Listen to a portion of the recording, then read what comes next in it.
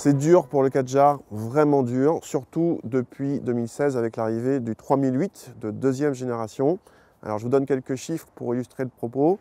En 2018, Renault a vendu 27 000 Kadjar en France. C'est la 16e place des ventes de véhicules toutes marques. Pendant ce temps-là, Peugeot vendait 85 000 3008 à la 3e place. Voilà, il n'y a pas photo. Du coup, Renault, fin 2018, a restylé son Kadjar. Alors, ce n'est pas un gros bouleversement, en tout cas esthétiquement. La signature lumineuse a changé, on retrouve le C caractéristique de pas mal de Renault, les anti-brouillards sont à LED, etc. Mais ce n'est pas un gros bouleversement. Il y a des petites choses aussi à l'arrière. Par contre, il y a aussi des nouvelles motorisations essence notamment, avec un 1,3 litre TCE qui existe en 140 ou 160 chevaux. C'est la version qu'on essaye ici en boîte mécanique, mais elle existe aussi en boîte double embrayage EDC.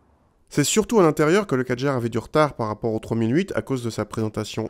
De ce restylage, on attendait donc beaucoup et le compte n'y est pas. Certes, l'écran de 7 pouces est mieux intégré, les commandes de climatisation sont plus soignées, la qualité de présentation progresse un peu, mais on est encore loin du rival de chez Peugeot.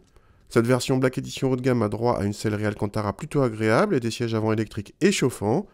À l'arrière, rien de spécial pour le restylage et on retrouve une habitabilité en dessous de la moyenne de la catégorie, mais qui permet d'accueillir 2 adultes correctement. Le coffre est en revanche l'un des plus généreux du segment, même si, désolé, celui du 3008 reste là encore devant.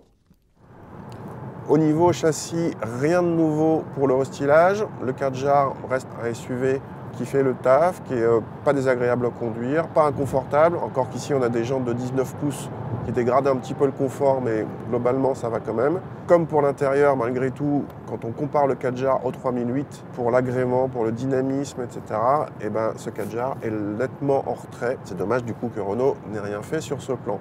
Par contre, le nouveau 1,3 litre TCE, ici en version 160 chevaux, est une belle réussite. Au niveau des performances, ça va. Évidemment, 160 chevaux, sur un Kadjar, ça ne fait pas un véhicule de sport, mais l'ensemble est très agréable. Il y a une belle douceur d'utilisation, une bonne souplesse liée à un étagement de boîte correct, ce qui fait que même sur les derniers rapports, on relance facilement. En fait, ce 1,3 litre TCE dans cette version 160 chevaux est l'un des meilleurs points forts de ce Kadjar. En consommation, ce Kadjar reste plutôt raisonnable vu le niveau de puissance et de performance et engendre un malus écologique peu élevé. A noter que la version avec boîte EDC entraîne un malus écologique légèrement moindre. Quant aux tarifs, ils sont dans la moyenne de la catégorie, c'est-à-dire trop chers par rapport à ce sacré 3008 meilleur quasiment partout. Ce Kadjar TCE 160 peut quand même tirer son épingle du jeu, pour l'instant, car le 3008 passe de 130 à 180 chevaux en essence, laissant un trou dans sa gamme en termes de niveau de puissance dont peut profiter le SUV Renault.